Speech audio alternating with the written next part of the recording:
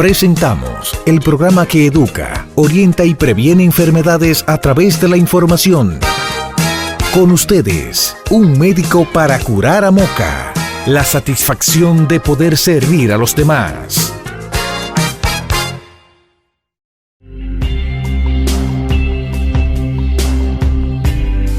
La ciudad de La Vega fue uno de los primeros establecimientos coloniales, fundada por Cristóbal Colón en tierra del cacique Guarionex en 1494. Fue una de las ciudades más importantes de la cultura europea en América. Es por ello que quisimos adentrarnos más a fondo a la historia del Santo Cerro y las ruinas de La Vega Vieja. Hablar de la historia del Santo Cerro nos remonta al año 1494, a raíz del segundo viaje o la segunda visita de Cristóbal Colón a esta isla que él llamó La Española. Don Mario Concepción también recoge los aportes de Fernández de Oviedo, uno de los primeros historiadores de la conquista, que dice que Cristóbal Colón mandó a 12 marineros para que escogieran un árbol alto y fuerte para formar la cruz en el Santo Cerro. De modo que ahí se remonta, la cruz del Santo Cerro se remonta a la figura de Colón, al segundo viaje, a la evangelización que fue levantada como signo de evangelización.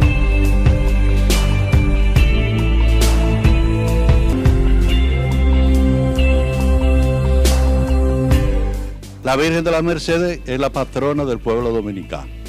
La iglesia desde antiguo reconoció que la devoción primera fue la Virgen de las Mercedes, y en el Santo Cerro los padres mercedarios introdujeron esa devoción. La Virgen de las Mercedes se llama redentora de cautivos, porque redimir era rescatar de los que estaban en prisión para que volvieran a la libertad y pudieran ejercer su fe. Esta fiesta religiosa, cargada de folclore, símbolos y mitos, atrae hacia ese lugar miles de creyentes de todo el país. El Santo Cerro cuenta además con un museo y un mirador con una notable vista de todo el valle de La Vega Real. El museo, tanto en la Catedral de La Vega como en el Santo Cerro, donde se contienen todo lo relativo a la devoción de la Virgen de las Mercedes, al santuario, pero sobre todo también al siervo de Dios, Padre Francisco Fantino.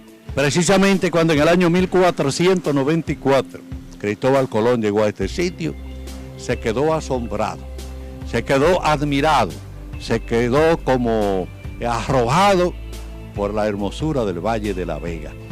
Todavía, a pesar de la depredación, a pesar de los tiempos, qué hermoso el paisaje del Valle de La Vega. Recientemente han sido remozadas sus áreas y hoy en día es común observar otros elementos novedosos y muy vistosos en el entorno. El Santo Cerro está remozado, hermosamente remozado por el Ministerio de Turismo.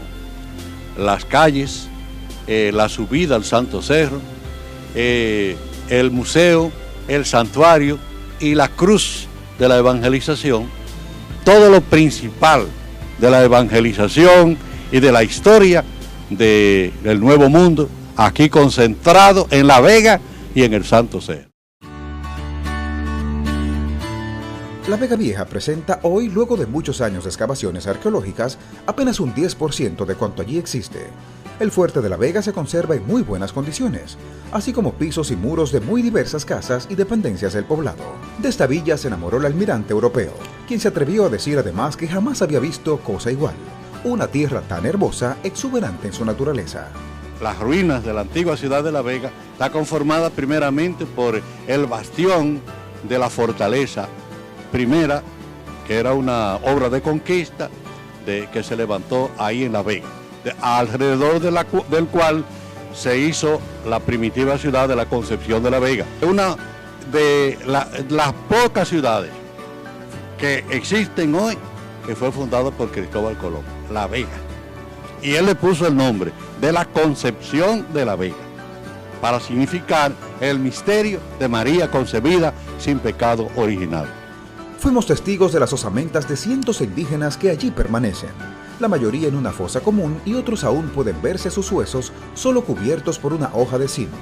Muchos europeos se asentaron por esos lares tierra adentro, con la intención de explotar el oro de la zona. No hay dudas que La Vega, con el Santo Cerro y las ruinas de La Vega Vieja, es una ciudad de grandes primicias.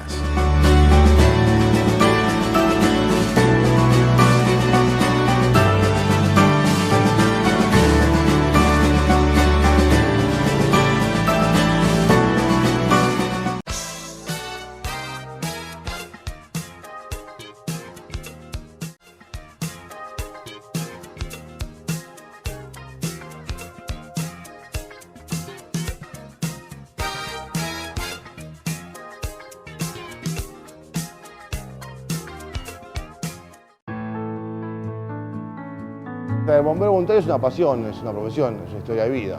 Uno nace y en la cuna ya se empieza a sentir la sensación de ser bombero. Ser bombero voluntario significa vocación. Siempre digo que es como la fe, no se ve, solamente se siente y es difícil de explicar con palabras. En su momento decían que era solamente un estilo de vida. Hoy por hoy es un estilo de vida, una profesión. Nosotros estamos constantemente entrenándonos para ser bomberos. De 1000 personas que nacen, una tiene la llama de bombero. Estar acá es vocación en todos y en mí veo vocación, el querer ayudar al otro y también dar nuestro tiempo voluntariamente para aprender y estar preparados para poder socorrer a la gente y dar lo mejor de nosotros.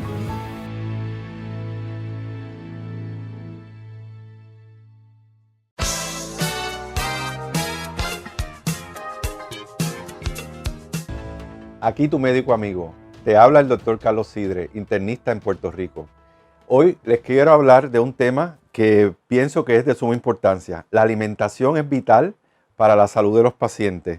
He visto por muchos años cómo la salud se deteriora, cómo los pacientes se enferman y cuando tú vas y le preguntas qué comen, qué se desayunan, qué almuerzan, te das cuenta que se están alimentando todo mal. O sea, no hay forma de que uno pueda obtener salud si estás comiendo por la mañana café y tostada. Y si en el almuerzo te comes un poquito de arroz, y si en la comida, pues a lo mejor un cantito de hot dog.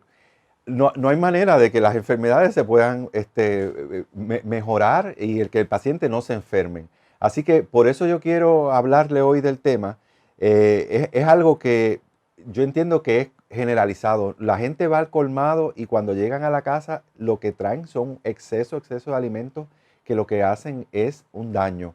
Y precisamente para eso les quiero explicar los tipos de alimentos que hay, porque es bien importante saber cuáles son los alimentos.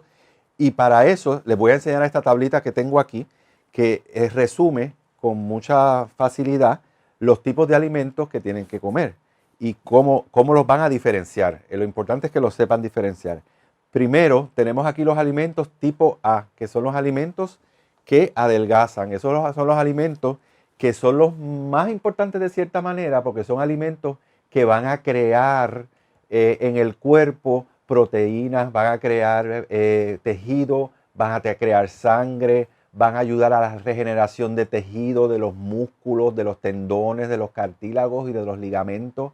Todo lo que tenga que ver con digestión de las comidas necesita proteína y este tipo de alimentos ocasiona que se puedan formar con facilidad todos esos aminoácidos y todas esas proteínas necesarias para todas estas funciones básicas del cuerpo, ¿ok? Como por ejemplo batallar enfermedades, etc. Pues estos alimentos tipo A son los alimentos que no traen mucho problema porque son alimentos que van a producir poca glucosa en la sangre, van a producir poca insulina, son alimentos que, por ejemplo, le llamamos amigos porque no van a engordar, van a adelgazar.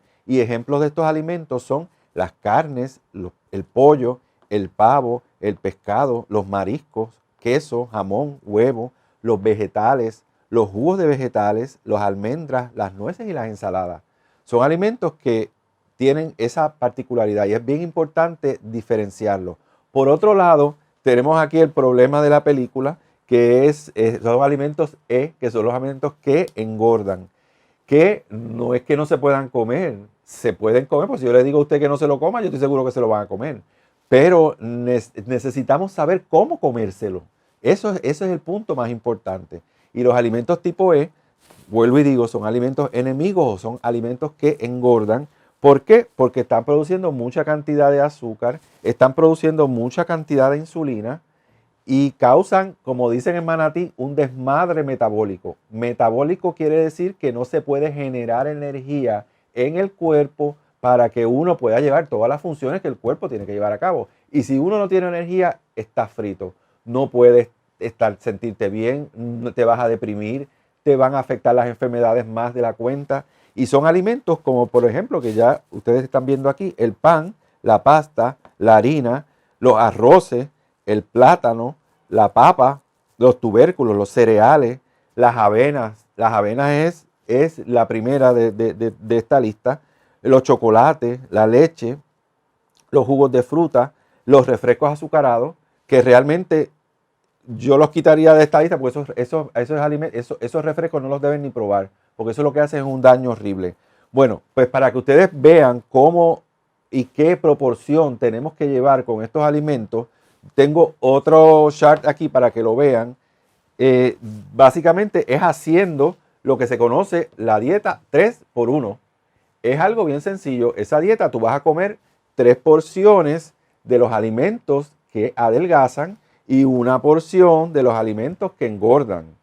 De esa manera mantenemos un balance metabólico. De esa manera el cuerpo tiene todo lo necesario para hacer lo que les estaba diciendo, de crear, regenerar, formar, combatir los anticuerpos. Los anticuerpos se crean de esto y un paciente que esté comiendo únicamente alimentos que engordan, pues no tiene forma de crear anticuerpos y le van a dar catarros más frecuentemente y le van a dar enfermedades. O sea que va a ser un problema por todos lados. Y es bien importante que con cada comida, no solamente el almuerzo, el desayuno, almuerzo y comida, se haga esta proporción 3x1. Y tienen que hacerlo porque la gente me dice, los pacientes me dicen, ay doctor, pero es que a mí no me gusta la carne. Está bien, fantástico, no te gusta la carne, pero tú sabes qué, te la tienes que comer. El pollo, tienes que comer pescado, tienes que disfrazarlo de diferentes formas para que te lo puedas comer. Pero eso es básico, eso es primordial. El cuerpo necesita ese tipo de alimentos, que son los alimentos tipo A. Y de esta manera nosotros podemos comer de todo, porque realmente si te quieres comer el arroz, pues en la porción pequeña, la cuarta parte del plato, que no sea al revés, porque entonces yo veo gente que terminan haciéndolo. No, tiene que ser la parte más pequeña del plato. En esa porción van a poner los alimentos tipo E, que son los alimentos que engordan. Y haciéndolo de esta manera, nosotros podemos tener salud, porque ya te digo, no hay manera de que un paciente esté bien, de que esté controlado, de que se sienta bien con energía. No hay forma de hacerlo si está comiendo de una manera desordenada, de una manera sin ningún tipo de conocimiento y que pues come bien a lo que aparece. No, tiene que hacerlo de esa manera para que los medicamentos, para que la salud esté bien y para que pueda disfrutar de una vida que realmente todos queremos tener. A nadie le gusta estar enfermo, a nadie le gusta tener dolores y enfermedades por diferentes partes del cuerpo, que en mucho tiene que ver con este tipo de problemas, porque no comen los alimentos que le ayudan a regenerar ese cuerpo. Así que es algo que yo quería mencionárselos hoy y espero que lo analicen, lo piensen bien y lo pongan en práctica. Porque ustedes saben que un paciente educado puede ser ayudado.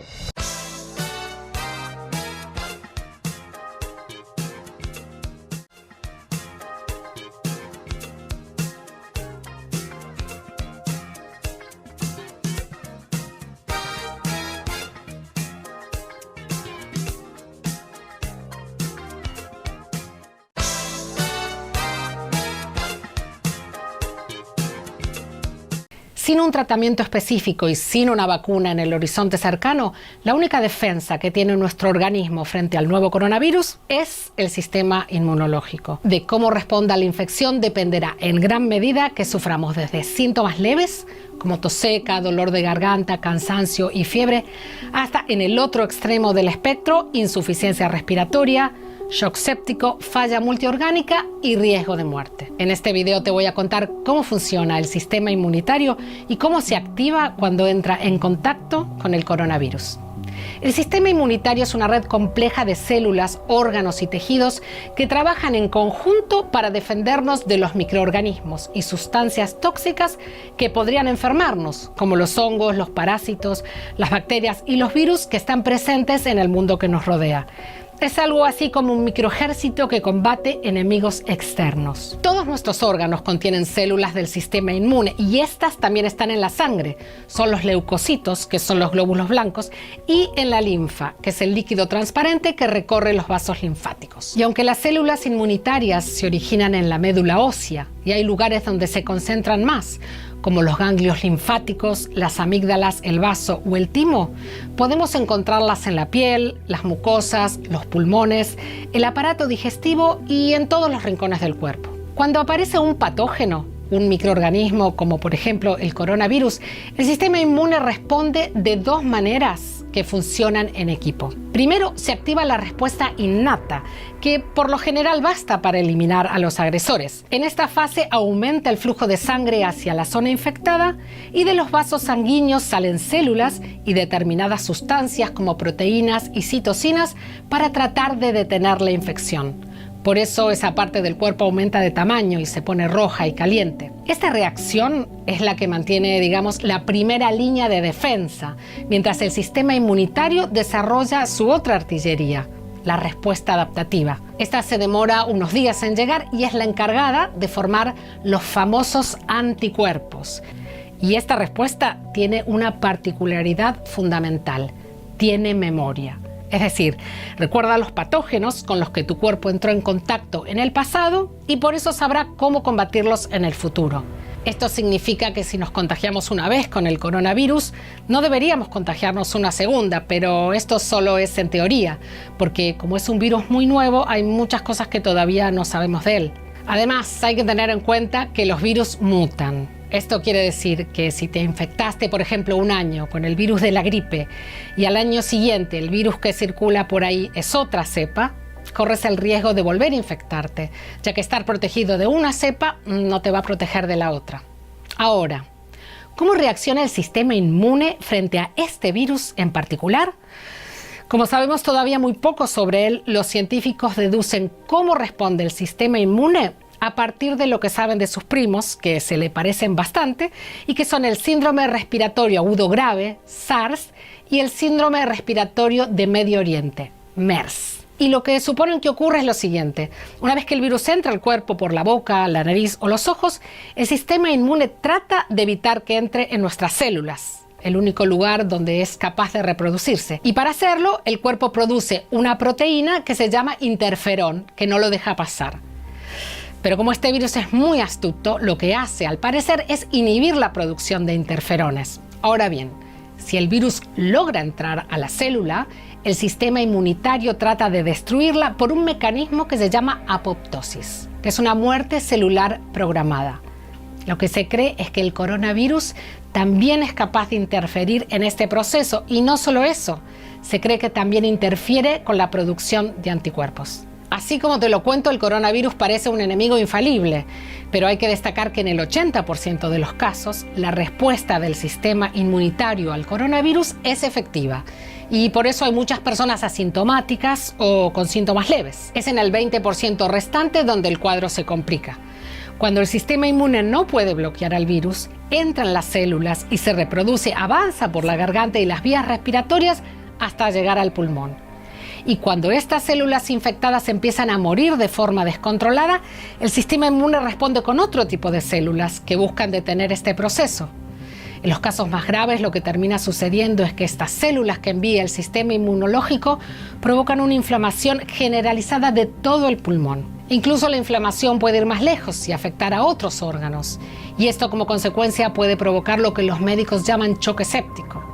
Por eso es tan importante que las defensas del cuerpo estén en buena forma, y no solo es útil por el coronavirus, sino para hacerle frente a cualquier enfermedad. ¿Y cómo puedes preparar a tu sistema inmunológico para pelear mejor contra el coronavirus?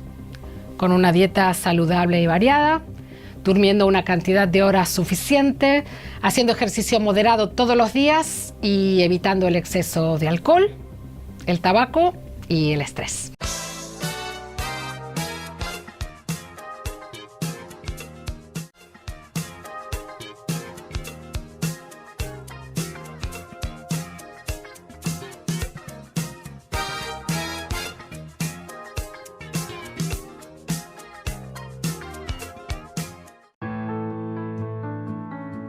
El bombero voluntario es una pasión, es una profesión, es una historia de vida. Uno nace y en la cuna ya se empieza a sentir la sensación de ser bombero. Ser bombero voluntario significa vocación. Siempre digo que es como la fe, no se ve, solamente se siente y es difícil de explicar con palabras. En su momento decían que era solamente un estilo de vida. Hoy por hoy es un estilo de vida, una profesión. Nosotros estamos constantemente entrenándonos para ser bomberos. De 1000 personas que nacen, una tiene la llama de bombero. Estar acá es vocación en todos y en mí veo vocación, el querer ayudar al otro y también dar nuestro tiempo voluntariamente para aprender y estar preparados para poder socorrer a la gente y dar lo mejor de nosotros.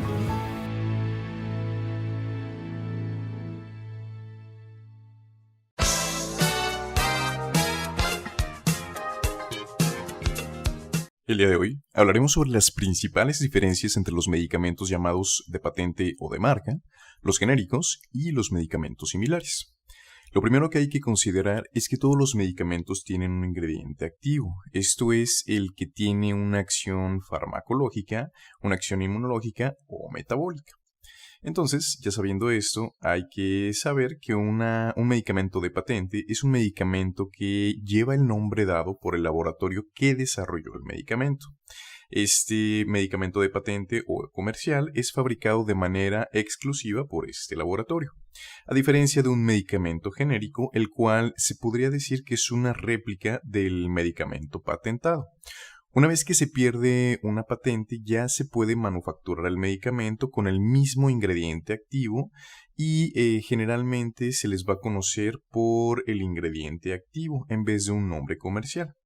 La diferencia es que estos genéricos van a ser medicamentos mucho más baratos y, a saber, tienen el mismo ingrediente activo que el medicamento patentado. Es decir, que es idéntico o bioequivalente a un medicamento de marca o un medicamento patentado. Un ejemplo de esto podría ser, por ejemplo, el paracetamol o Tylenol, el cual es una marca comercial y su forma genérica o su ingrediente genérico es el acetaminofén o acetaminofeno. Lo mismo sucede con la aspirina, la cual es un nombre comercial cuando su nombre genérico o de su ingrediente activo es el ácido acetilsalicílico. Puede surgir la duda entonces de si todos los medicamentos tienen una copia genérica, y la respuesta es no.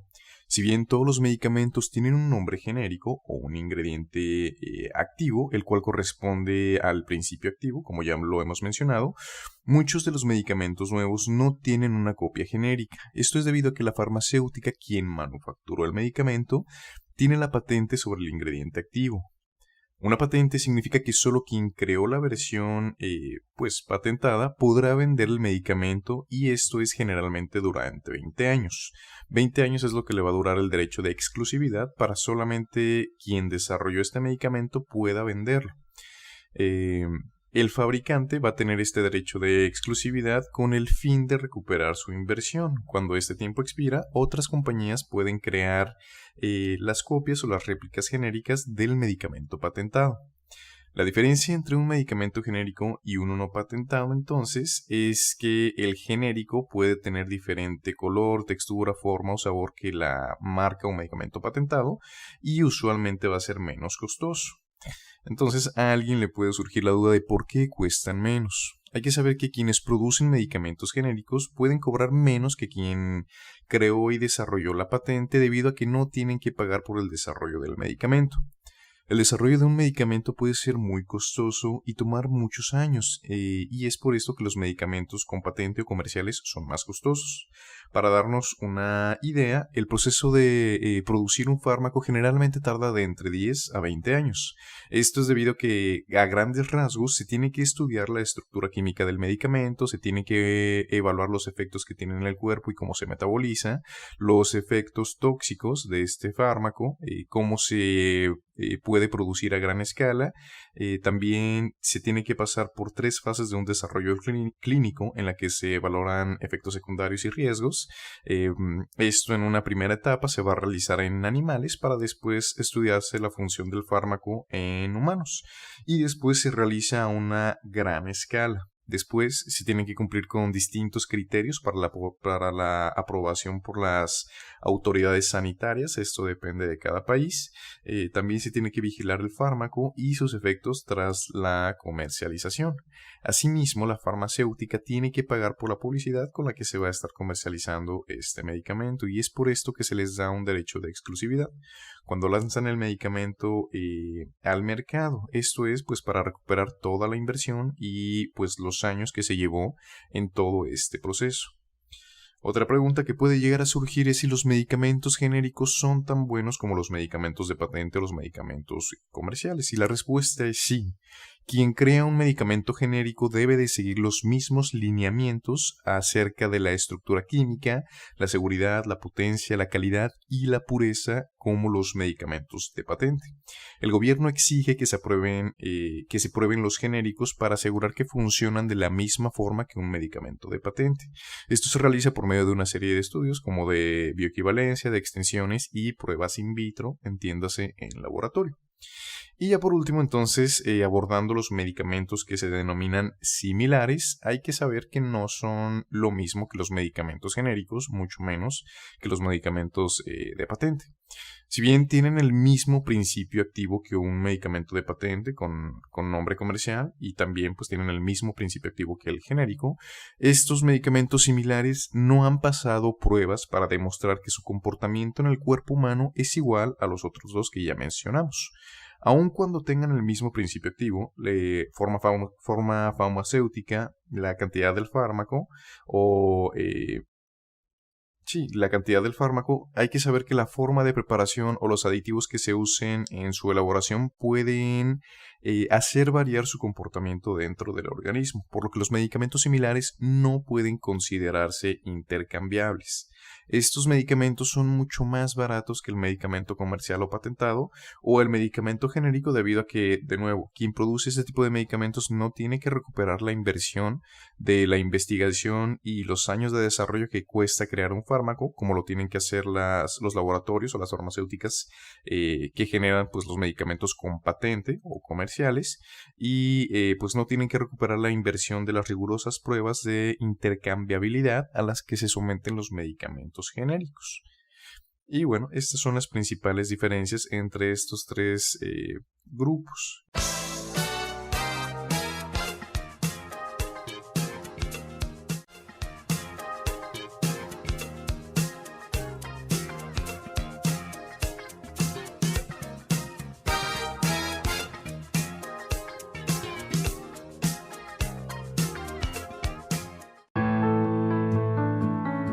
El bombero voluntario es una pasión, es una profesión, es una historia de vida.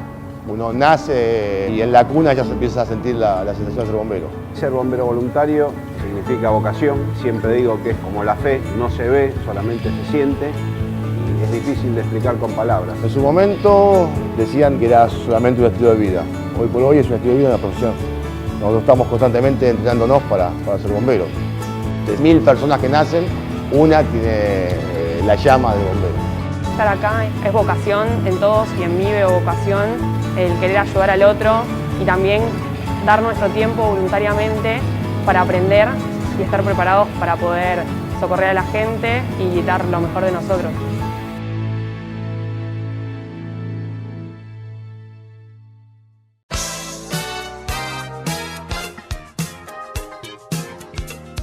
Hola a todos, bienvenidos a Mente sin Ansiedad. Aunque la ansiedad sea catalogada como un trastorno psicológico, las reacciones que se desencadenan en tu cuerpo pueden producir síntomas físicos muy similares a los que se experimentan en un derrame cerebral. Por eso en este video quiero presentarte un análisis comparativo que te permitirá determinar si realmente la ansiedad puede afectar físicamente tu cerebro. Existen 3 principales síntomas que inmediatamente te hacen pensar que estás experimentando un derrame cerebral. El primero de ellos y el más común es la sensación de hormigueo y adormecimiento, principalmente en el rostro, los brazos y las piernas. El segundo síntoma es sufrir alteraciones en la visión, como ver ligeramente borroso y sentir dificultad para enfocar objetos. Y el tercero es sentir dolores de cabeza muy fuertes, principalmente con sensaciones de punzadas. Cuando experimentamos estos síntomas, lo que usualmente hacemos es visitar de urgencias un hospital en donde nos realizan múltiples exámenes, pero al final nos dicen que todo está bien y que solo se trata de un ataque de ansiedad.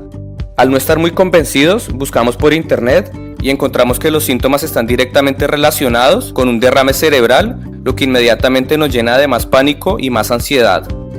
El problema de esto radica en que los médicos siempre nos envían a casa sin explicarnos en detalle lo que ocurre físicamente en nuestro cuerpo y así poder estar más tranquilos.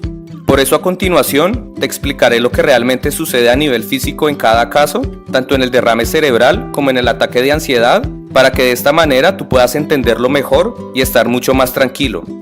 Comencemos. Un derrame cerebral ocurre cuando el suministro de sangre hacia el cerebro se interrumpe debido a la obstrucción o rotura de un vaso sanguíneo, lo que impide que llegue suficiente oxígeno y nutrientes al cerebro, generando que en cuestión de minutos las células del cerebro comiencen a morir. Cuando esto sucede, de forma inmediata se producen sensaciones de adormecimiento en varias partes del cuerpo, como en el rostro, los brazos y las piernas. Pero más allá de este adormecimiento, el síntoma más alarmante que se produce es sentir parálisis permanente, es decir, sentir que no puedes ni siquiera mover bien tu boca para hablar, ni levantar ambos brazos, ni hacer fuerza con las manos o incluso mantenerte en pie. También comienzas a experimentar pérdida de la visión de manera permanente, es decir, que no solo empiezas a ver borroso, sino incluso puedes llegar a perder la visión por completo. Todo esto acompañado de dolores de cabeza extremadamente fuertes y paralizantes. Ahora, si miramos en el caso de la ansiedad, cuando se presenta una situación muy estresante, el cuerpo desarrolla una cadena de eventos conocida como respuesta de lucha o huida, en la cual se liberan grandes cantidades de adrenalina que produce los siguientes efectos: aumento del ritmo cardíaco, contracción de los vasos sanguíneos, aumento de la frecuencia respiratoria y tensión muscular. Al contraerse los vasos sanguíneos, el flujo de sangre se reduce y por esta razón se genera la sensación de adormecimiento y hormigueo en los brazos, piernas y rostro. Este aumento de adrenalina también hace que las pupilas se dilaten y sean más sensibles a la luz, lo que aumenta la tensión en los ojos y se producen alteraciones en la visión. Y a su vez, la contracción de los vasos sanguíneos, sumado a las contracciones musculares, producen dolores en varias zonas del cuerpo, especialmente la zona de la cabeza. Es decir, que si hacemos un análisis comparativo de ambos casos, efectivamente podemos ver que existen síntomas similares. Sin embargo, en el caso del derrame cerebral, se presentan síntomas adicionales muy alarmantes que nunca llegarían a suceder en un ataque de ansiedad, como por ejemplo, sentir paralizado totalmente tu rostro hasta el punto de no poder hablar o no poder levantar tus brazos ni hacer fuerza con tus manos, o simplemente no poder mantenerte en pie o caminar. Asimismo, sentir que has perdido la visión de forma permanente y sentir dolores de cabeza extremadamente fuertes que te impiden moverte. Es decir, que si en este momento estás sintiendo temor por sufrir un derrame cerebral a causa de la ansiedad, lo primero que debes hacer es analizar si realmente estás sufriendo o has sufrido alguno de los síntomas alarmantes, porque generalmente cuando es solo ansiedad, puedes sentir adormecimientos en varias partes de tu cuerpo, pero nunca vas a sentir que tu cuerpo se paraliza. Si bien tu visión se puede alterar debido a la dilatación de las pupilas, nunca vas a perderla, y asimismo puedes experimentar dolores de cabeza, pero nunca serán tan agudos como para dejarte paralizado. Si haces este análisis y no estás experimentando ninguno de los síntomas extremos, puedes estar tranquilo, ya que solamente se trata de un exceso de adrenalina liberado por tu cuerpo a causa de una situación de alto estrés y ansiedad. Y dependiendo de cómo aprendas a controlar estas situaciones, los síntomas pueden durar un día o incluso una semana, hasta que tu cuerpo salga del estado de lucha y huida y tu sistema circulatorio y muscular vuelvan a la normalidad. A pesar que los síntomas de la ansiedad son bastante molestos, debes estar tranquilo porque no significa que tu cerebro se está afectando físicamente. Si tienes siempre presente esta información, podrás sobrellevar con mayor tranquilidad cualquier evento de ansiedad extrema y lograr recuperarte de mejor manera. En Un Médico para Curar a Moca, la entrevista.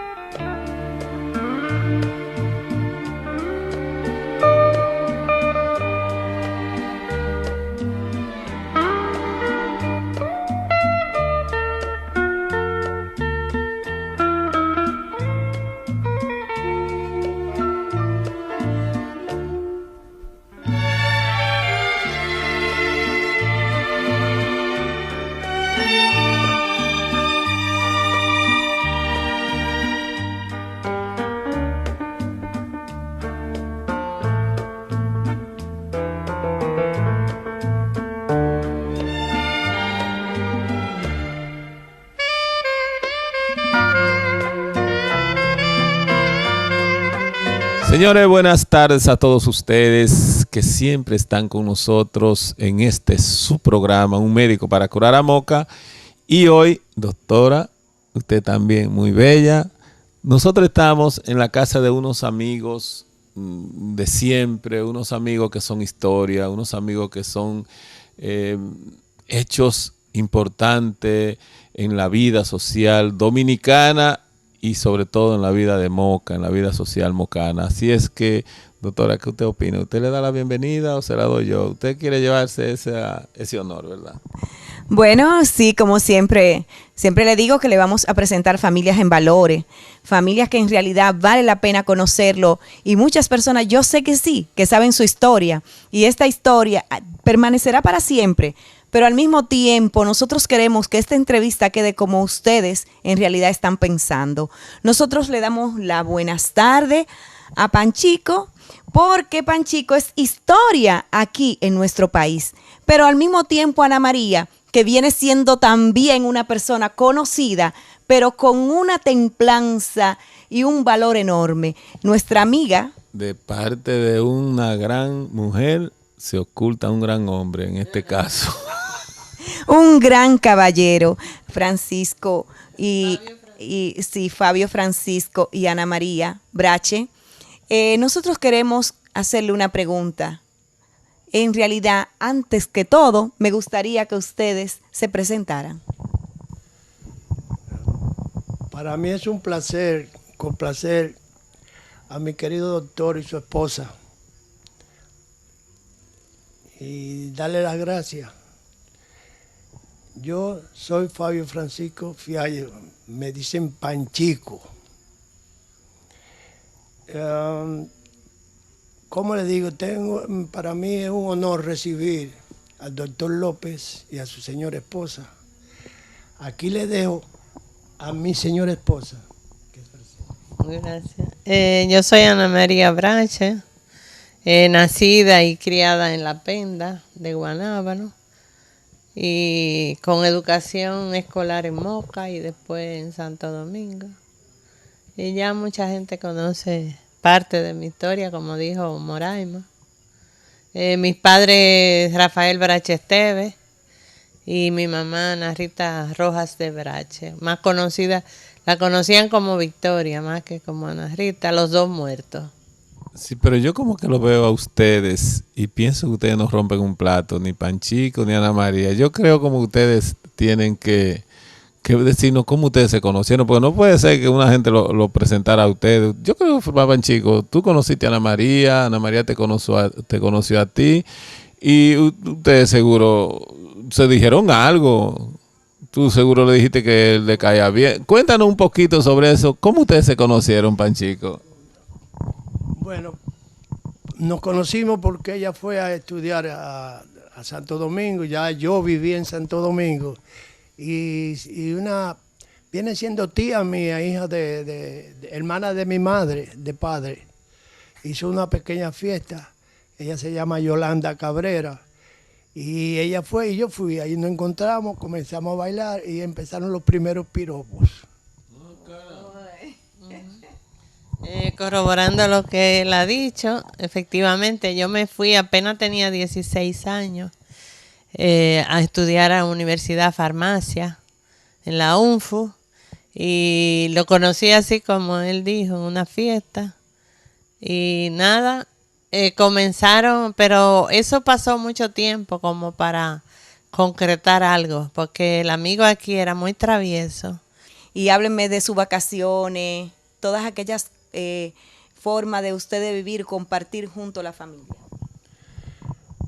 Decirle yo, por ejemplo, mi padre, hija de Agustina Cáceres, hermana de Mon Cáceres, que se casó con Ramón Francisco Fiallo, y de ahí, de mi papá entonces, familia de la abuela de Ana María, por la parte de los Cáceres y Vázquez. Y aunque, ¿cómo le digo? Hubo, por coincidencia, hay un poquito en la sangre de nosotros, ¿te entiendes? Yo me crié con mis abuelos, en lo que mi padre se graduó. Y venía aquí, jovencito, a compartir con el papá de Ana María, Rafael Brache, que en paz descanse. Que yo no había nacido. No, cuando yo vine, él estaba enamorado de la mamá de Ana María Eso fue Brache. como en el 46, yo nací en el 50. Ellos se casaron. Nosotros, como les dije, nos conocimos luego, para no alargar mucho la historia.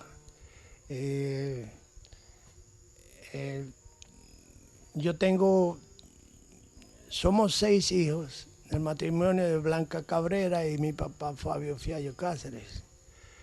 5 hembras y yo, que fui el primero varón. La que me sigue a mí murió, se llama Remigia Fiallo, y las otras 4 viven en la capital. Hay 3 casadas y una quedó soltera, que vino siendo como, ¿cómo le digo? Como la madre de nosotros, porque también mi madre murió. Y ella quedó Blanca Cabrera. Entonces ella se llama Mercedes Fiallo, ella que se encargó de todos nosotros y todavía sigue siendo la jefa. Se quedó ella sola. Sí, eso pasó lo mismo con los de La Maza, cuando Vicente La Maza, la señora se murió, los hijos de Vicente con el primer matrimonio, entonces Dulce de La Maza se hizo cargo como madre y hermana, que luego ya, con una un poquito avanzada, se casó con Antonio Rosario, el doctor Antonio Rosario. De la universidad. Sí, y luego, así pasó. Pero al perder yo mi madre, como varón y el único, perdí mi reinado también, aunque nos llevamos muy bien nosotros. Muy bien. Seguimos siendo hermanos todavía, que nunca hemos tenido ni un signo, no, nunca jamás. Y yo llego allá como si viviera con ellos. Panchico, me gustaría saber acerca de lo que es el área deportiva, que me hable un poco de eso. ¿A qué edad incursiona en lo que es el deporte y cuáles fueron los logros, cuáles fueron los momentos importantes en la vida deportiva? Yo realmente comencé aquí en Estancia Nueva a jugar con los hijos de Julio Rodríguez, pero cuando realmente comencé a distinguirme como pelotero fue cuando estuve en el Colegio de La Salle en Santo Domingo. Bueno, luego pasé a la universidad. En la universidad, siendo Horacio Martínez el director de deporte, ahí comenzó entonces ya otro nivel. Salimos a Aruba, participé como refuerzo con el Ingenio San Luis, ganamos el campeonato nacional, participé como refuerzo con el refresco trópico, que era el doctor Pompilio Brauer, el presidente. Fuimos a Aruba con la universidad, fuimos con el trópico también a Aruba. Después fui a la selección en el 53 a Venezuela. Después volví en el 54 centroamericanos en México. La selección, después volví otra vez, la selección representando a este país en el 55 a los Panamericanos, ganamos medalla de oro. Después ahí nos firmaron a todos. En mi época no podíamos firmar si no teníamos un nacional o un mundial. Hoy en día, ya como en ese tiempo la pelota era romántica, hoy en día ya es un negocio. Ya cogen los muchachos que tengan ciertas condiciones. A los 16 años le ponen instructor, le ponen todo. En aquella época uno mirando a los otros era que cómo hacer las cosas, cómo batear, cómo esto, cómo lo otro, pero nadie lo instruía a uno, ¿me entiendes? Entonces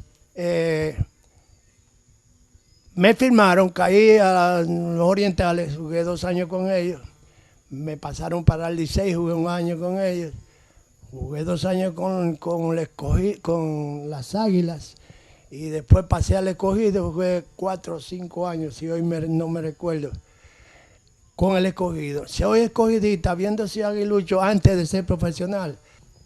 Muy bien. Nosotros nos llenamos de orgullo que ustedes nos hayan permitido hacer esta entrevista y quizás ustedes no se imaginan lo que nosotros les queremos también, porque hace tanto tiempo que nos hemos relacionado y sabemos el gran valor que ustedes tienen como persona, como amigo, y son personas que Moca, la provincia, el Payá y el país le conoce.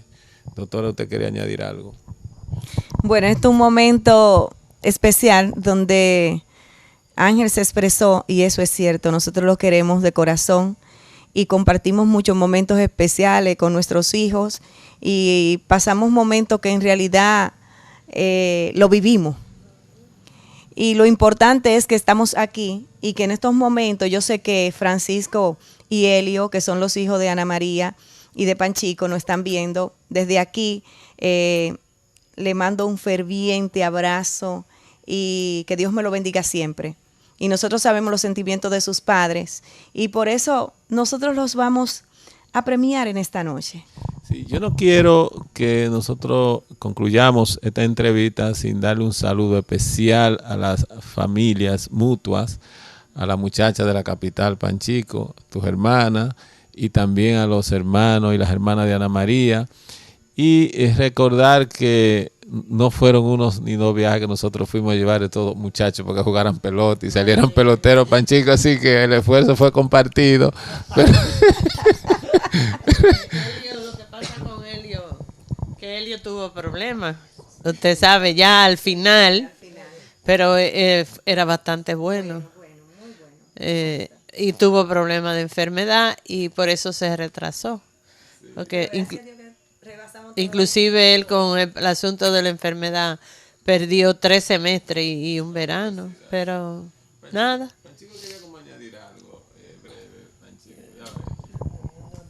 Decirle que Helio también tengo que agregarle algo para complementarlo. Sí, un complemento muy lindo para mi querida esposa. Que si Helio está así, yo a veces creo en el destino, no siempre. Le estaban haciendo una biopsia ya muy mal ya. Y por coincidencia en la Máximo Gómez, en la UCE. Sí. Y por coincidencia, ella saliendo se encontró con un señor, y el señor era el director de la clínica. ¿Qué pasó? Que resultaron ser familia. Oh, muchacha, oh, ¿qué tal? ¿Qué tú haces aquí? Y Ana María le dijo, mire, estoy aquí, mi hijo le van a hacer una biopsia y estamos esperando una pinta de sangre porque ya la enfermedad está muy avanzada y se le da un derrame, se puede morir. Entonces le dijo, siendo el director de la clínica, si ustedes pueden, llévenselo de aquí. Al otro día, ella fue donde mis hermanas, soltó los papeles, se fue a Nueva York en un avión. De Nueva York voló a Boston. De Boston cogió un taxi y se puso en emergencia allá. Y cuando subió allá llevó todos sus papeles, le explicó al doctor lo que tenía. Además de como 10 doctores. Sí. Y de una vez, ni siquiera pidieron la pinta de sangre. Y gracias a Dios, mi hijo se salvó. Quiero mandarle un saludo a lo que me quede en Moca, aparte de Altañán Pérez Méndez, a Rubén Lulo y a Rafael Martínez, abogado, y los dos. Una gracia y que pronto nos vamos a ver. Está bien. Nosotros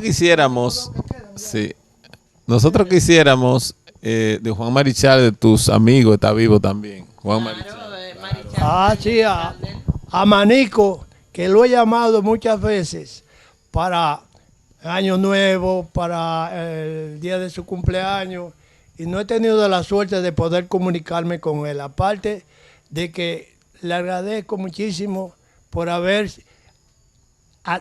lo que hizo, que él estaba en el Museo de Cera en Washington, cuando a mí, para el día que me iban a exaltar para el Salón de la Fama aquí, o para el Templo de la Fama, y voló de Washington a Miami. Allá entonces una bomba, se suspendieron todos los vuelos y tuvo que regresarse. Eso fue el sábado, eso fue viernes, el sábado era no te apures. El sábado era la ceremonia. Y cogió y se fue a Boston otra vez en otro avión. Y de ahí voló para acá. Llegó primero que yo aquí a Moca. Llegó aquí primero al Teatro de Moca para el día de la ceremonia. Sí. Esto reza así. El programa televisivo Un Médico para Curar a Moca reconoce a la familia Fiallos Brache como familia ejemplar por haber cumplido fielmente con los principios y valores cristianos y sociales para con sus hijos ante Dios y la sociedad, y el municipio de Cayetano Hermosén, Moca, provincia de Espaillá, dado en el municipio de Moca, provincia de Espaillá, República Dominicana. Felicidades, se lo merece. Gracias. Felicidades, Ana María. Gracias. Felicidades.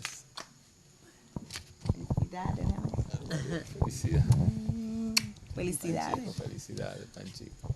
Panchico, te saludo. Felicidades, Panchico, felicidades. Felicidades. Si quieren decir algo. Gracias por todo. Sí, decir algo. Que resulta que para nosotros le tenemos tanta fe a doctor López que cuando vamos allá, antes de poner una inyección, ya se nos quita el padecimiento.